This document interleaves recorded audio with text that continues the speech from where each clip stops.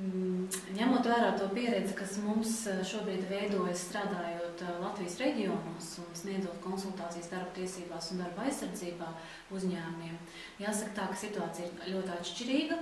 Un no vienas puses varētu sākotnēji likties, ka jā, ir 200 000 cilvēku bez darba un ir no kā izvēlēties. Bet jāsaka pirmām kārtām, ka, protams, ir daļa cilvēku, kas ir aizgājuši pelēkajā nodarbinātībā, ja nedeklarētajā nodarbinātībā, līdz ar to tā cilvēku skaits varbūt nemaz tik liels nav. Un otra lieta, kas ir jāsaprot, ka nevienmēr varbūt tās profesijas, ja tās kvalifikācijas speciālis, kas mums ir vajadzīgi, ir darba tirgu pieejami.